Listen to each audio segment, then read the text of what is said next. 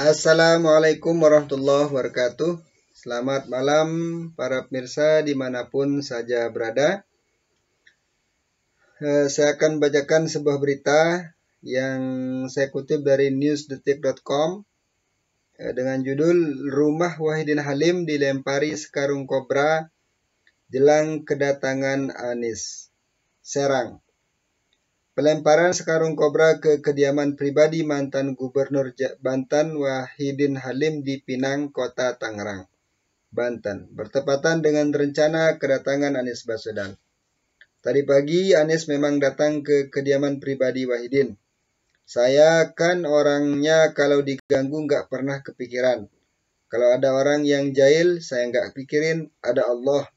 Dari dulu sikap saya begitu, nggak mau ribut-ribut, tapi di depan Anies, saya doain biar mereka dapat hidayah, kata Wahidin saat dihubungi melalui seluler oleh Detikcom Rabu 25 Januari 2023. Dia juga tidak ingin mengaitkan kejadian itu dengan kedatangan Anies. Wahidin Halim memilih tidak menceritakan secara pribadi, melainkan hanya menyampaikan saat sambutan dalam acara kedatangan Anies. Nggak bilang, saya bilang di sambutan karena tadi pagi ada ular. Kita istighfar sama-sama ada ribuan orang, ujar politikus Nasdem tersebut. Pelemparan sekarung kobra ke kediaman pribadinya, lanjut Wahidin, adalah kali pertama. Dia mengaku merasa tidak terganggu, tapi dia menyebut perbuatan orang tak dikenal yang melempar sekarung kobra ke rumahnya itu sangat jahat. Ini kejadian pertama. Baru pertama, nggak mengganggu, nggak kepikiran juga. Risiko politik, tapi ini jahat banget. Cara kuno ini mah, pungkasnya.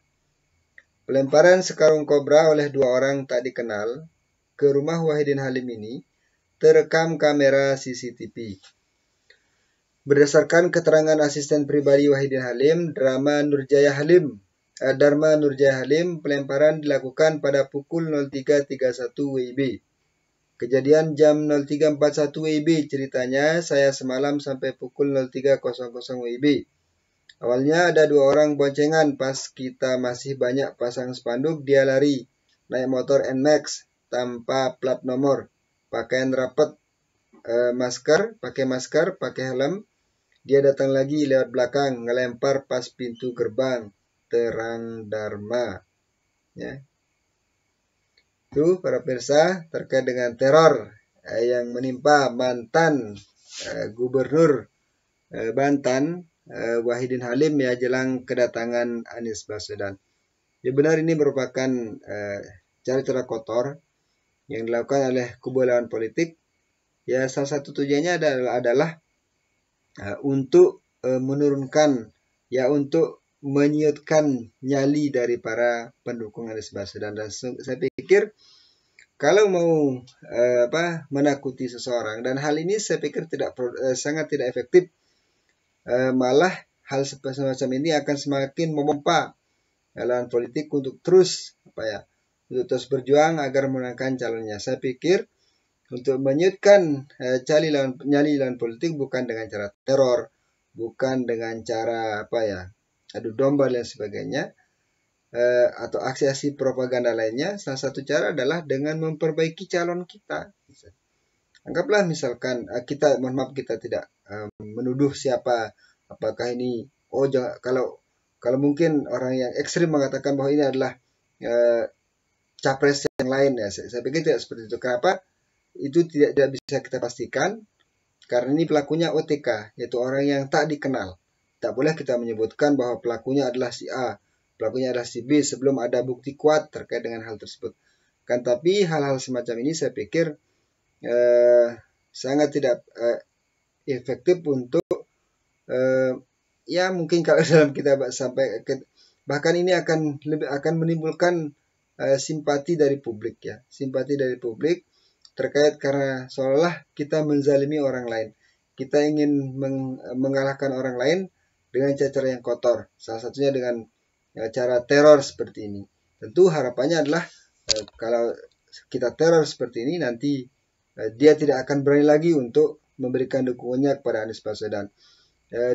Keluarganya tidak akan berani Ya, keluarganya juga tidak akan lagi memberikan harapannya adalah bahwa sebenarnya ini tembakannya bukan Wahidin Halim semata, akan tembakannya adalah ke semua. Dan ini juga bisa merusak citra politik.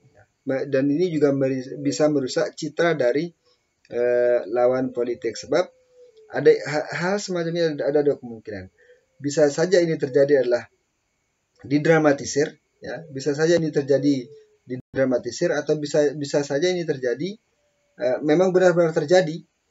Misalkan didramatisir maksudnya yang melakukannya adalah orang dari internal, misalnya ini ya, kita hanya berandai-andai ya, kalau internal agar men-setting seolah pendukung Anies Baswedan itu dizalimi, ya, seolah pendukung Anies Baswedan itu dizalimi, sehingga muncul sehingga nanti akan mendapatkan simpati publik karena dizalimi itu. Akan tapi bisa juga ini adalah benar-benar terjadi, benar-benar dilakukan oleh kubulan politik untuk meneror, agar ini adalah pesan bahwa siapapun yang mendukung Anies Baswedan akan ada konsekuensinya. Ya. Tapi yang kita syukuri adalah hal ini tidak sampai menimbulkan korban jiwa misalnya, atau ya hanya teror kecil lah ini.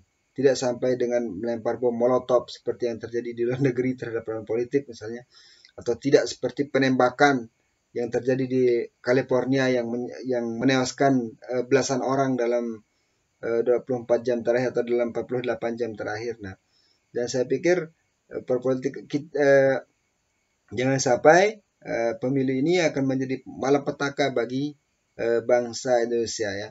Seperti yang disampaikan oleh Mahfud MD bahwa pemilu akan bisa menjadi malapetaka kalau itu yang menimbulkan perpecahan, ya.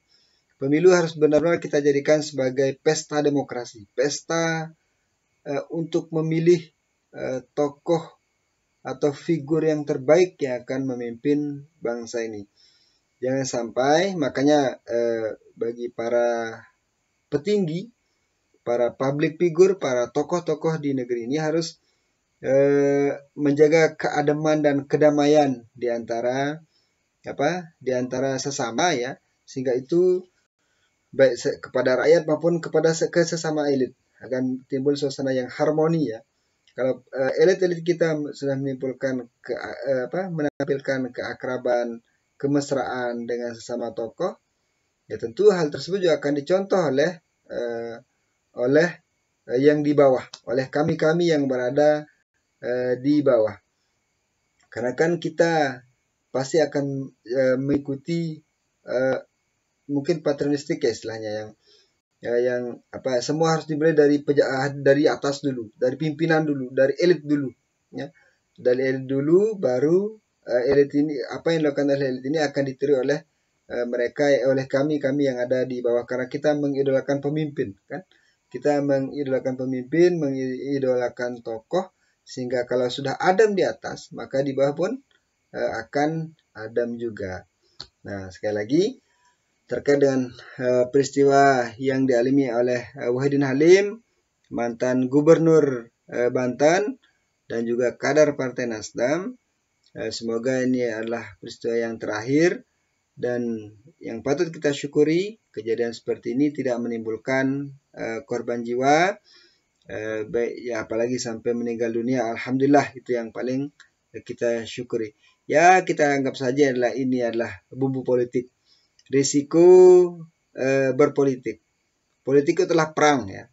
Perang itu mencari yang menang, dan harus siap menang, harus siap juga kalah. Ya, ada bumbu-bumbu di luar itu,